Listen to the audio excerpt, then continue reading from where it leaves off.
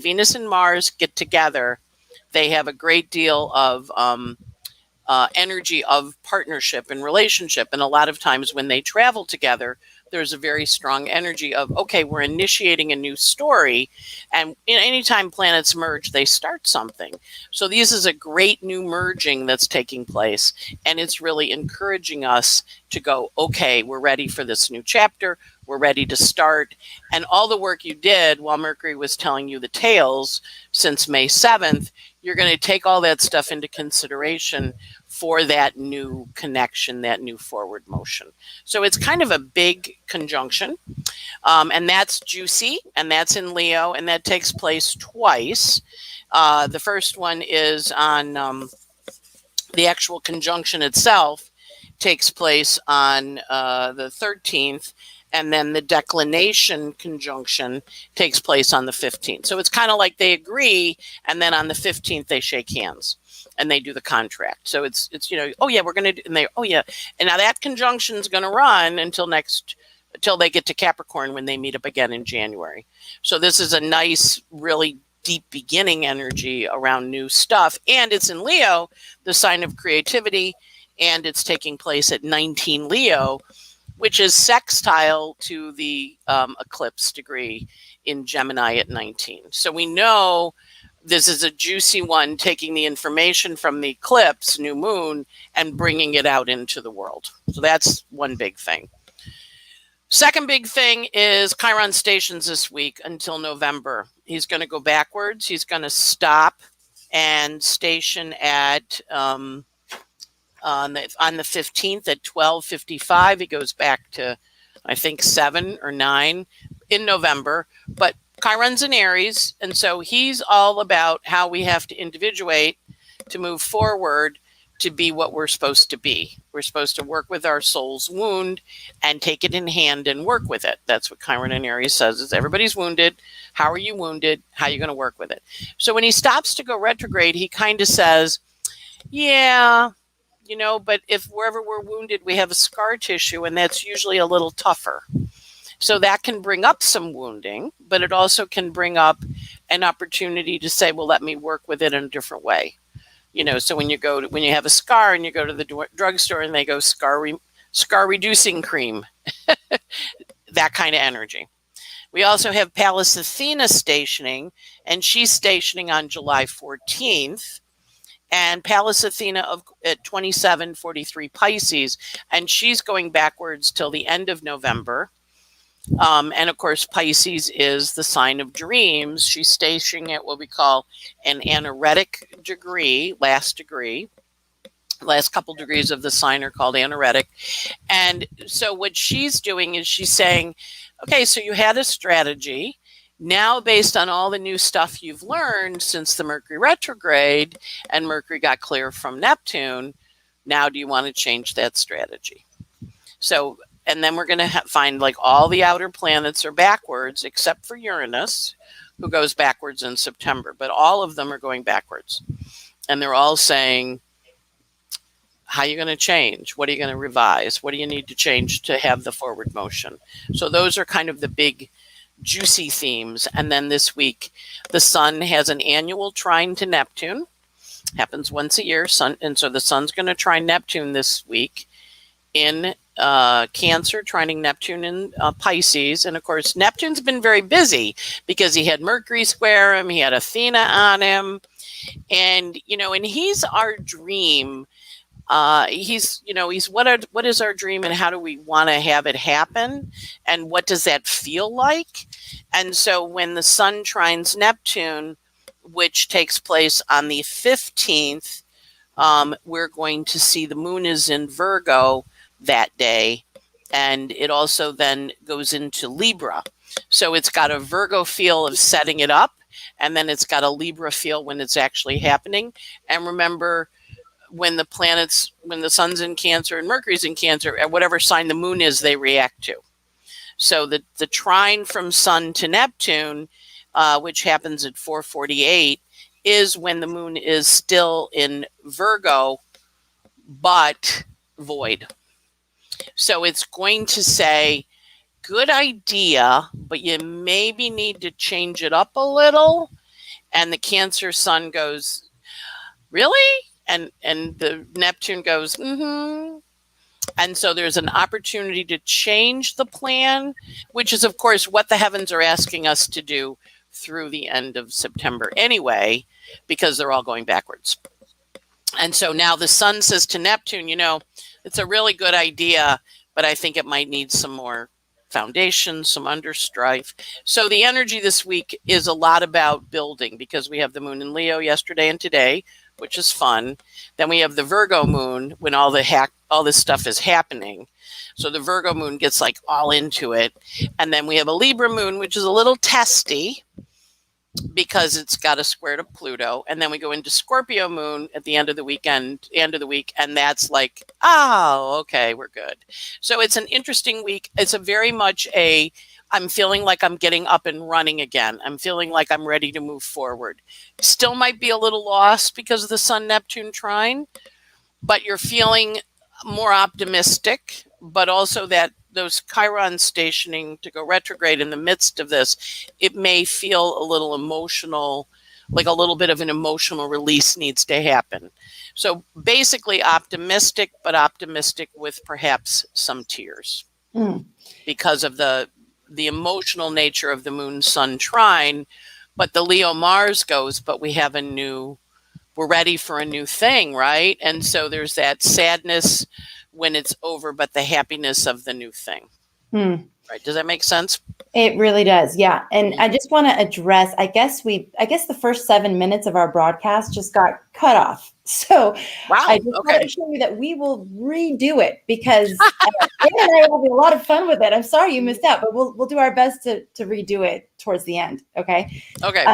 All right. So Anne, basically got all those things, and I'll recap at the end, of course, as well. Did we get all the aspects in? I don't know when we did. And then what about Pluto? Don't we have a big Pluto story this week? Or is that next week? Next week's Pluto. Okay. Yeah, right. Pluto's not doing anything this week. He's got a trine to Ceres. Okay. That happens on the 16th, and that's a creative trine to the garden. That's your first crops coming out of the garden. Okay. So he's not got mean aspects this week. No. Okay. All right. Question for you. Next week he does. Yeah. These beginnings that you're talking about, these potential for like new partnerships, new beginnings, new projects, new dreams. Are these things that have been building a little bit, or are they like, whoa, new thing that just came in? So surprising. They can be both, because there's so much change energy, in the world. So stuff can be departing and then new stuff comes into that, or it can be like a continuation, new stuff coming in. So like we've been working together for a while, but we've never done this new thing we're doing on Wednesday, right? Right. Other stuff brand new because you didn't have a concept of it. So I got an email from someone saying, can I make an installment for your condo in Florida? And I'm like, sure. And so I'm picking sketches, not anticipated, not talked, but she's a really good artist. And I love her stuff, but she's doing an installation for my wall. And I'm like, woo, okay. Woo, this is really cool. So I'm picking sketches. And then I'm like, oh, I need an artist to like look at this and agree with me. my insecurity, but I'm like, but she's an artist, so she can, she can do that part, right? But it was, how about this sketch? How about that sketch? She gave me 5 sketches, and I'm like, So it can be brand new that you didn't even know was coming, or it can be continuation of new stuff continuing, or it can be a new idea born out of something, right, that you learned through the eclipses. So I had a couple people find siblings, so they're meeting them. They didn't know they had them, but they were there, but they found out about them, and now they're meeting them. So it's an interesting week because it's Leo. The planets are in Leo. It's got a lot of optimism. And then when the moon goes into Virgo, Mercury and the sun now become Virgoan, and they want to organize and get stuff done. And then when they go into Libra, then there's a little argumenting that happen, little arguments towards the end. And then they go into Scorpio and they go, all right, we worked it out, right? We're good. Yes, because the Libra is square to the Pluto. Okay. Couple questions from the audience. There were two that came in that were wondering about initiating some communication with someone. So one was, is this a good week to write a love letter or a letter to an old lover? Like, would this be a good time to do that? And then Martha's asking, is there a good day, or is this a good time to speak with someone about changes at work? So like, is this is the communication flowing in a positive way, or could things be misconstrued, or would it be better to wait? Things can be a little bit misconstrued because the moon's in Virgo, so people can hear it as a criticism, and Virgo moon can be a little long-winded. Okay. So if we're doing romantic things, you should have done it on Sunday. Oh. All right. But you didn't do it forever. It'll come back around. Yeah, it'll come back around. But it is that feeling of I want to talk to someone. So I would say get it all drafted. And then if it's a work, you want to kind of avoid Thursday, Friday, unless you want to have a fight, just because the moon's in Libra and it's in the mood to fight.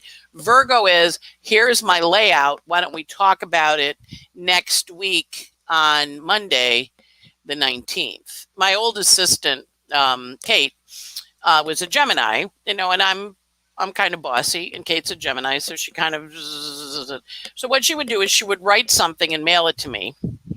And then she'd say, we're going to talk about it on Friday. And I'd be like, okay. And so I'd get it and I'd think about it, and then we'd talk about it. So if you do it that way, that's an option, because the Virgo moon wants to be very precise and detail oriented. And it's going to make the sun detail oriented and Mercury detail oriented, but they might be sensitive to criticism. Okay. Right. So, it's good for researching. The Libra moon's kind of more arguing. And then the Scorpio moon has nice aspects, as does the Sag moon next week. So they're more the deliver it for a yes energy. Okay. So maybe we'll come next week, unless she can get the meeting in today, tomorrow, or Wednesday. Yeah, well, today the moon's void, so I wouldn't do it today. So not today. So Tuesday, Wednesday, okay. Thursday, Friday, not so good. Next week, better. Yeah. Thursday, Friday are good for arguing with people, or, getting into it with someone where you want the behavior to change, but they might not change. They're going to be like digging in a little. So I would give it a little air. Leigh, I want to talk to you about this. These are some thoughts I had. Why don't we talk about it next week? And set it out on Tuesday, Wednesday, and then talk next week when the moon's in Scorpio or Sag, which are a little more inspirational and they have good closing aspects. Yeah. Okay. All right. Perfect. All right. So there's some other things for the week that we need to be aware of, right? Yeah, those are the big themes. I mean, I think because it's a couple things, because the sun is in Cancer, trining Neptune, it's going to make us start to flow. It's going to help the people. A lot of people have been reporting feeling a little lost. It's going to help that clear, because we had Mercury dancing with Neptune for like 2 months. And then we have the sun trine Neptune, and he goes, it's all okay. You're fine. You're right where you're supposed to be, even if you didn't know it. And the people, we study astrology because we're control people. There's a large component of controlling people that study astrology, because we like to see what's coming and we like to know what it's going to be like. So the people that look for control and study astrology that way have been feeling a little bit lost, a little bit. It's not clear, what's going on and where they're going. So there's an energy of grounding and getting it set up, but not 100% launched. Does that make sense? Yeah, it does. What about travel? Is this a good week for travel? There's someone that's looking to move cross country. Would you say? Yeah, Tuesday, Wednesday launch. Try and skip Thursday, Friday, and Saturday is good to launch. Yeah. Okay. Awesome. And then I love Saturday, Sunday. Mm-hmm. Yeah. Hey, it's Piper said, I always thought Fridays were good days in general. And Fridays are ruled by Venus. Yeah. Right. So Friday's ruled by Venus, but then we have all these different aspects and things that happen that color the energy. Yeah. And Friday's not a bad day, but Venus is in a crabby aspect. Moon's in a crabby aspect that day. So it's Venus's day, yes, but how is the world functioning? Is it happy or crabby? Mm-hmm. And the moon is the people, and moon square Pluto, people are crabby. They're like, I'm not happy. I mean, I was standing behind a lady in the store arguing about 25 cents.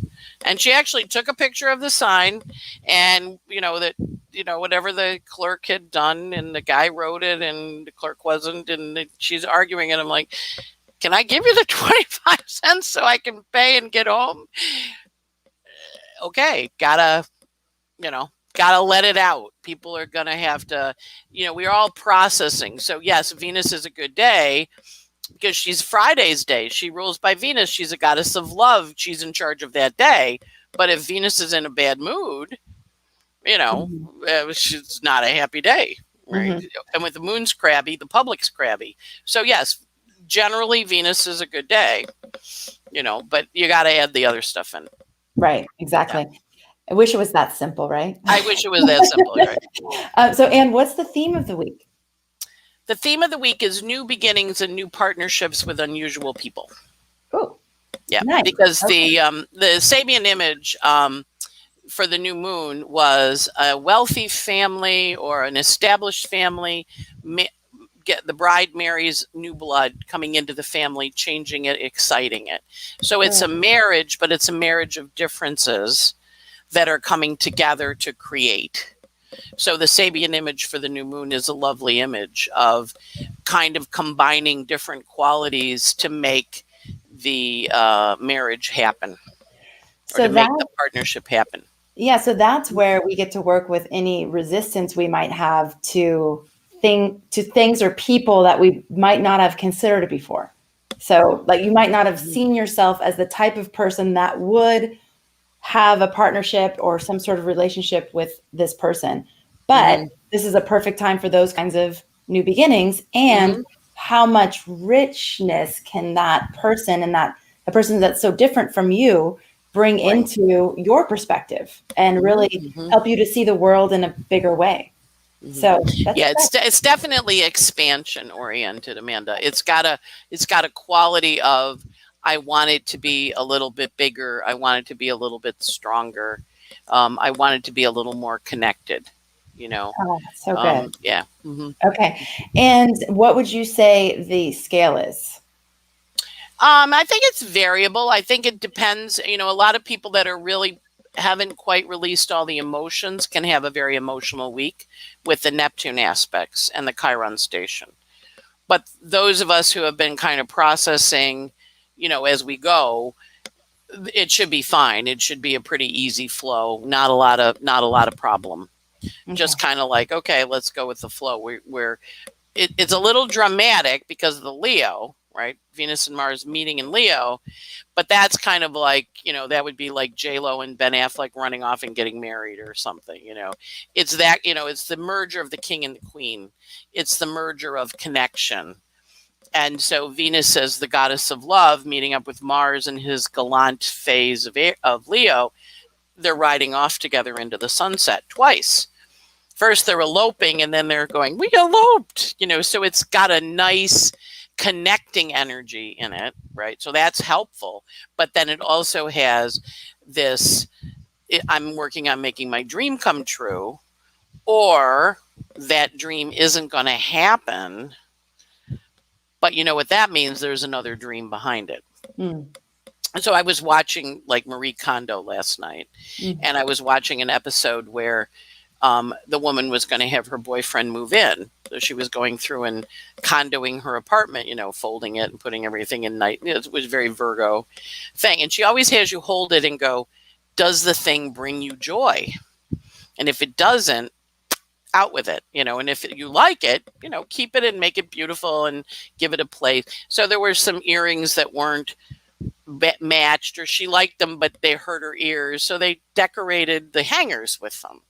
So they kept them, but they gave them a place of honor, but moved them. And so it was very interesting, and at the closing scene, the boyfriend comes in and brings her a flower. And then they're looking at this room that she kind of cleared out, which is going to be his room, and the half of the closet that he gets, So it was a very interesting kind of imagery as I was watching, looking at the aspects, and, it popped up on my YouTube. So I was take those pops from YouTube as a message from the universe for me to pay attention.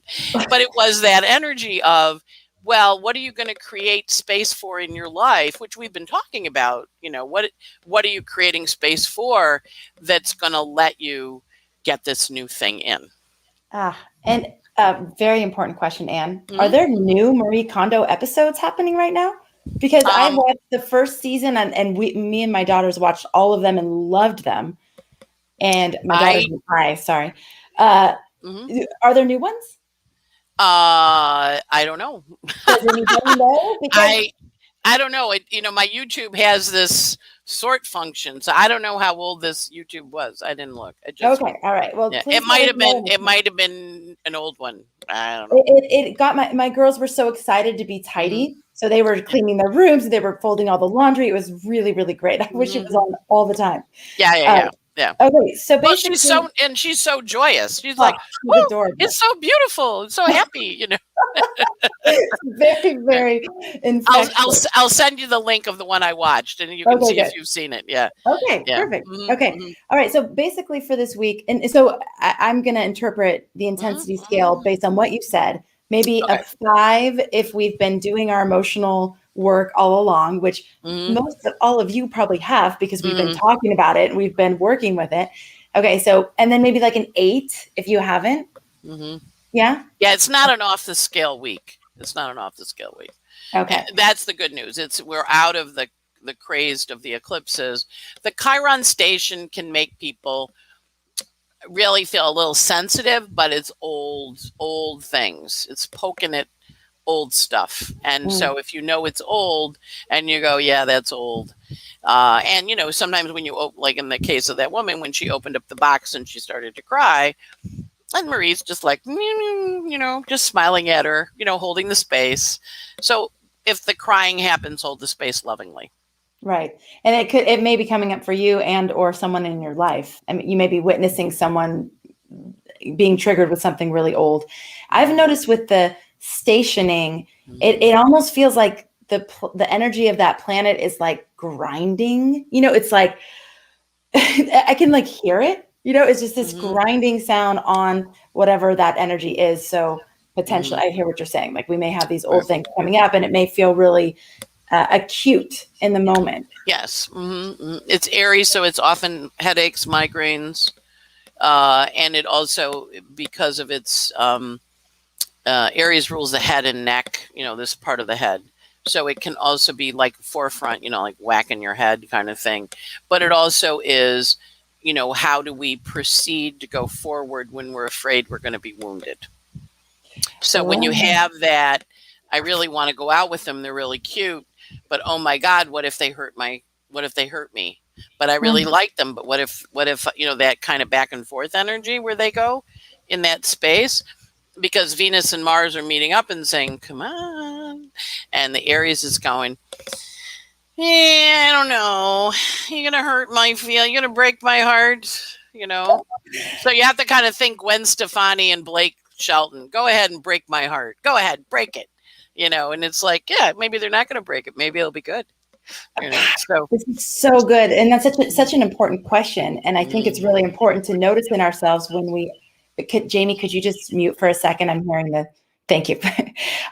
Really important to notice in ourselves when it's coming up, this resistance to move forward because we're afraid, we're like anticipating a pain or anticipating the potential for a hurt, and how much that blocks us from living our lives. I mean, I think there's a fine line though, right? Because we've learned from experience. So we need to be discerning with who we trust. But at the same time, if we're not willing to engage in anything because of that fear of getting hurt, we're probably going to miss out on a lot of very rich life. I'd love to hear from those of you out there who have noticed this in yourself and have ways that you work with it. So this question, how do we proceed to go forward? How do I proceed going forward with this new person, this new relationship, this new project, this new dream, if I may get hurt? If that puts me in a position where I'm probably, I have a lot more tendency to be able to be hurt. And what I've seen is that when we're going after our dreams, when it's really near and dear to our heart, we do have a greater capacity to get hurt because we're putting it out there. We're putting our essence out there. We're putting our heart and soul out there. And so the potential to get hurt is greater, but is that a reason to not do it? Right. And right now, because so much of our culture seems to be cannibalizing, dissolving, destroying, attacking, recognizing you might be like, whoa. Yeah. But you also have to go, hey, what's my heart path? And where do I stand in that heart path? And when we're standing in our truth and our integrity, it's okay. It's like you're in your integrity, you're in your truth, and that's the space to stand in. And, at the same time, if someone gets mad at you and your intentions were good, you want to kind of say, well, my intention was not to hurt you. You might be hurt. Okay, I hear you. But also, the Leo is a lot about acting from a place of honor, acting from a place of, when it's in its higher form. It's like, well, I'm coming from a heart space because it's Leo, which is the heart energy, and I'm taking action on my heart's path. Mm-hmm. And my heart's path does not conflict with your heart's path. It's my heart's path. So we have to figure out how to work with what my heart wants and what your heart wants. Yes. I keep hearing Celine Dion singing in my head. What does your heart want? It's very much a great week for listening to song lyrics with the sun trining Neptune, or songs come up in your head and go listen to the song again because it may help. So with Gwen and Blake, when they met, go ahead and break my heart, but I'm going to do it anyway. Or where does my heart lie? What does my heart want? Kind of look for heart songs this week. My heart will go on, all the different heart songs, because when we love from the heart, where we're standing in our heart place, we're in a very open space too. Mm-hmm. It's like opening your heart up. Mm-hmm. I remember when I learned Reiki a long time ago, and my Reiki master, we were talking about it before I went through training, and she was saying when she learned Reiki, it was after a very bad breakup, and they were working, and they channel this energy, right? They were working over her heart, and she was like, get it off of me. It was like opening up her heart. And she was like, I don't want my heart open. I don't want my heart open. But then when she relaxed into it, it was very healing. And so, because Reiki, what happens is the hands go, okay, go there. And they were just over her heart like a space alien, clearing it out. And so we were talking about, how that energy works. For those of you that don't know, Reiki is a Japanese healing technique, and it channels healing energy through you as the practitioner. And but in her case, because her heart was so clamped from the losses, that's where the Reiki wanted to go to heal. Mm-hmm. And so it's a healing energy around the heart chakra. So if people are having heart problems this week, get yourself a rose quartz and put it on your heart chakra. Get yourself a green jade or a jasper, put it on your heart, because that's the heart chakra colors. Mm-hmm. And I have a really nice rose quartz. When someone comes here for a reading and they start to cry, I give them the rose quartz. They put it on your heart, and they put it on their heart, and then I take it and soak it in salt water at the end, after they leave, because that little rose quartz just takes that pain right out of your body into the heart rock. And if you don't have rose quartz, you can just do it with any rock, where you put that against your heart, and you can feel the pain going into it and releasing. It's a wonderful thing to do this week if you're having some trouble processing or letting things go. And so helpful to know that that's where the work might be for you this week, is in that heart space, is in that opening up. And when we do that, every time we're opening ourselves up for more and more love, which we're opening ourselves up for more and more life to be able to flow through us. So it's important work. And that first step of recognizing, oh, wow, my heart I'm feeling blocked because I was hurt in a situation before, and it's hard for me to open back up again. And then using some of these tools that you've just said, and then some things that people have said here have been really helpful too. So check the chat if you're looking for additional suggestions. And Deborah says this, we've heard this before, but it's always a good reminder. It is better to have loved and lost than never to have loved at all. All right. So here we go. Here's our summary. We had the new moon eclipse ended on the whole eclipse story ended with the Cancer new moon. Done. Okay. Done. Gone. Go away. No, right. not forgotten. But not forgotten. Comes back in December. Not gone. Just goes away for a little 6 months and comes back again. There's eclipses in December. It never goes away. It just hides a little, and it goes. Oh my gosh! And we're being invited to weave whatever we learned from that time into this next period of time, so that next time when Anne says the eclipses are coming, we don't have to hide, because we know we've been working with the lessons. We've been weaving them into this next part of the storyline of our lives. Okay, so we have Venus and Mars doing a dance this week that is encouraging us to create something new. So this is a great new merging place that's happening this week. New partnerships, they could be super juicy. The exact dates are the 13th and the 15th, but it's happening all week, right? So we also have Chiron stationing. We've talked a lot about this wounding that might be coming up. We have Athena stationing until the end of November, and this is at the last degree. So this may be asking us to change our strategy. So whatever strategy we've been contemplating for how we're going to move our dreams forward, we may be having a period of time here where we're revising that, fine-tuning it, looking at it a little bit differently. Yeah. We have Neptune this week asking us, what is that dream? What is that dream? And again, this may be about changing plans. So you've been saying all year for us to not get too attached to the exact details of how we're playing things out, to start to get clear on the dream, but even though we've had a lot of fog, but just start to be in that dream space, but not get too attached to how we think we're going to accomplish it, or everything that needs to happen in order to accomplish it, that we're going to be changing that all year. So try things on. This is where, that you were talking in the beginning of the year about, we're on the tricycle and we're kind of wobbling with our, our wheels. The tricycle comes off and we're going to start to get am I saying it right? The tricycle on the bike? Yeah. When you take those extra wheels off, then we're going to have the balance. The training wheels, we're going to have the balance that we need, but we're still learning how to bike or learning how to fly, whichever analogy you like better. So there's and then the other part of it is remembering that, and I think this is important when we're in this kind of stage. We get led to this part, and somebody accompanies us that far, and then they leave, and then someone else comes in.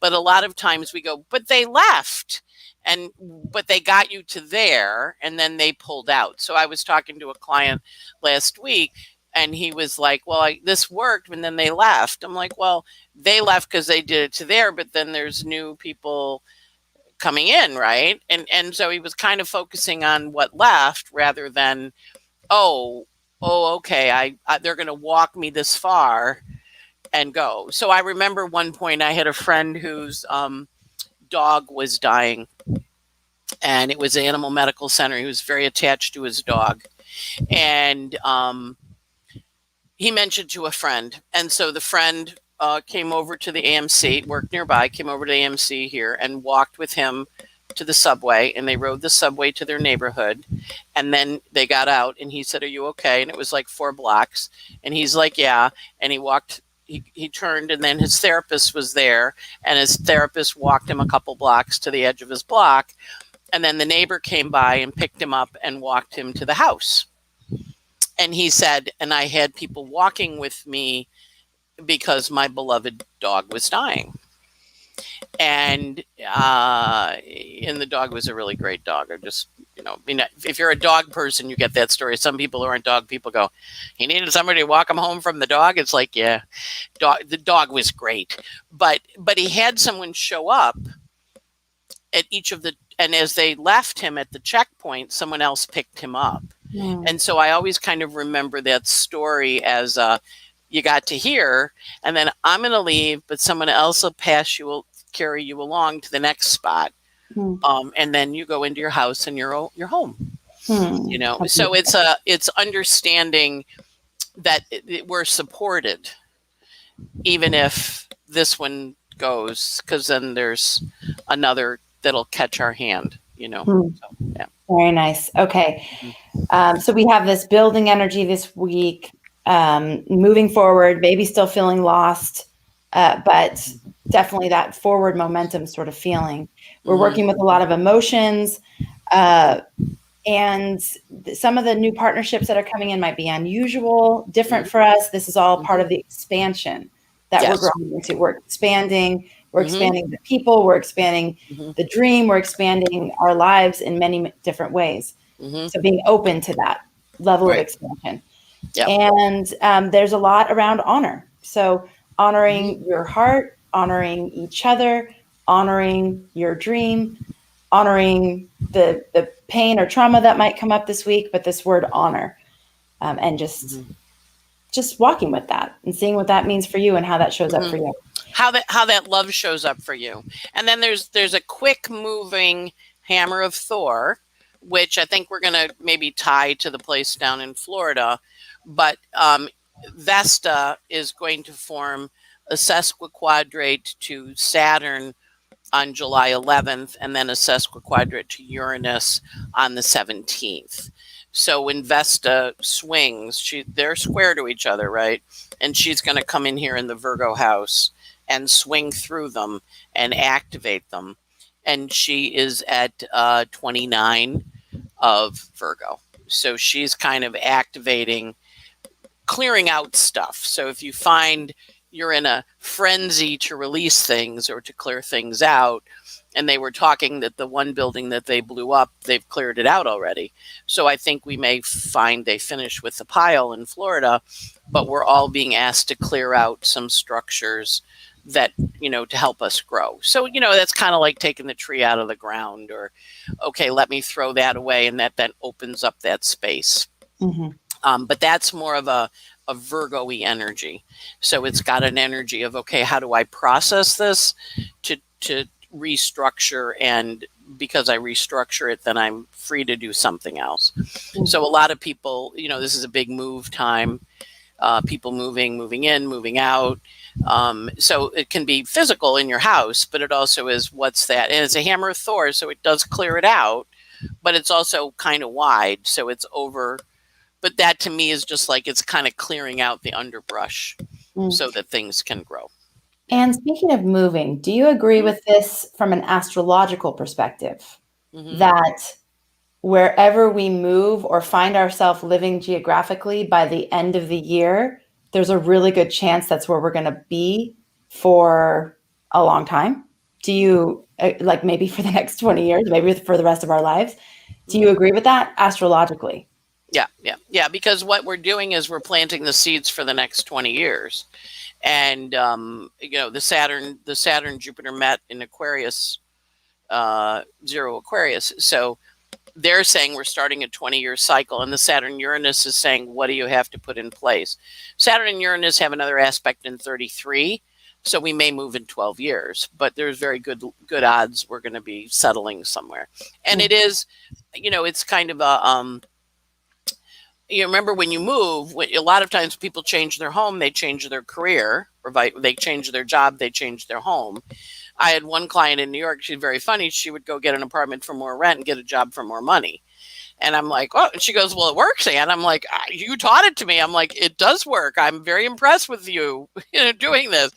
And there was a comment on the, on the inner circle people going, Anne said you go back home, you reset your chart. What does that mean? And I'm like, well, it's kind of like plugging in your cell phone. When you go back to where you were born, you're putting your chart back in the environment it was created in. You took your first breath of life. So you're kind of going back to source. Think of it as that's where you incarnated. That's where the energy met. So when you go back to that place, you go back to your natal chart the way it was created.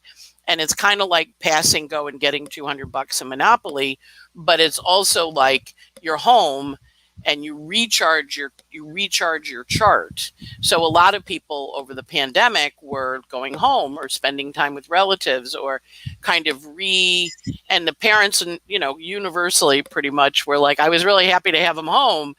we don't get that time. They've left and then they come back and then they're there and then they leave again. But it's like a reset of your chart to go, okay, this is what I came in to do. So in my case, we're burying my dad next week, 2 weeks from now. And so I wrote a letter to the people who bought our house to say, can we like stop by and see the house? We lived there. I lived there from 8th grade till I was 32. I mean, I didn't live there after I got out of college, but it was the family home till I was 32. And I thought, well, we're going to be up there burying Dad, and when's the next time all of us are going to be there? Can we come over and see the house? Have you heard back from them? Have you heard back from them? I just sent it out. So I picked a good aspect to ask, but but I also was. It's a house, it has many memories in it. And when we moved in, the house was built in 1826. It's an old farmhouse. We were the third owners. Wow. And the woman who sold it to us would come and ring the doorbell periodically when friends of hers were in town to show them her old house. And my mother always let him in. But my mother was always like, she always comes in a day when I didn't make the bed, because she'd ring the bell and she'd go, hi, Donna, can I bring my friend Susan around to, show them the house? And my mother, of course, was a Leo, Gemini, right? Come on in, sure. And then she'd go, I didn't make the bed, but she would give him a little tour, and then leave. But so I thought, well, we've never been back since we sold it, so we'll ask, so yeah. Yeah. So fingers crossed, I'll let you know if we get in there. Yes. And then if you decide that you want to go, because I remember last week you were saying, maybe I just want to leave it preserved in my memory and not actually see the way that it's changed, which I can really relate with that, because I went back to my childhood home. It was this beautiful, like gray blue when I was growing up. And the people who had bought it painted it pink, like Pepto-Bismol pink. And it was just awful. I was like, oh no. And so now I have like this confused memory in my head. So yeah, it's a good idea to take that seriously, whether or not you're going to go. So I want to go back to the first 7 minutes because everybody missed it. Apparently. I don't know how that happened, something weird technologically, but we were inviting you all because on Wednesday we have the first live workshop with Anne. And so Anne I'd love for you to do it again because it was hilarious. She was talking about your blend, like your personal blend, and how that's very much like a salad bar. So do you want to explain what you mean by that? Okay. So the idea is you have a chart, and everybody, when people you run into doubters of astrology, they go, do you think every Cancer has the same thing? It's like, no, it's a whole much more complicated. But it's kind of like when you go to a salad bar and you're going with your friends and you sit down and they have croutons and you have grapes and they have salad dressing and you have oil and vinegar. And you look at the variety of salads that can be made from the same list of ingredients, that you pick your ingredients and they pick theirs. And so that creates your blend. How much kale, how much spinach, do you like mandarin oranges, you want cherry tomato, you're going towards some little chicken in there, you're going to do an artichoke hearts. It's what your blend is. And so what we're going to talk about is what your blend is, what your salad looks like, your chart looks like energetically, by fire, earth, air, water, by taking action, by being fixed, or by being very changeable, and what areas you're here to deploy your energy in. Yourself, are you here to do it for you? Are you here to do it for family, home, kids, other people? Are you doing it for the outer world? Are you doing it for the greater good of the collective and the community? So looking at where your planets are distributed gives you an idea of how you're going to deploy your salad. And then they also gives you your blend itself is like, what blend of energies are you? Fire, earth, air, water. What mix of modes are you? Cardinal, fixed, mutable. And so we get a signature that says, hey, this is your, you're going for a spinach salad today instead of a Caesar.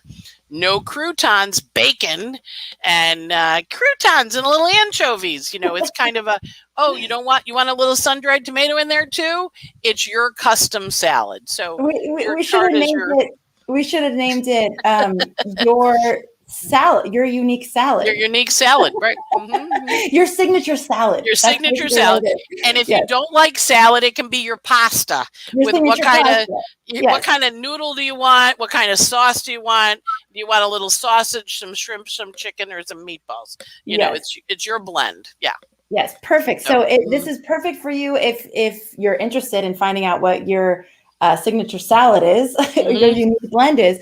And then also if you don't really feel like your sign, you know, there's so many people, I feel like I hear this maybe the most from Leos and Virgos for some reason of like, I don't feel like a Leo. I don't do the spotlight thing. I'm like terrified to be on stage. Like, I don't feel like a Leo.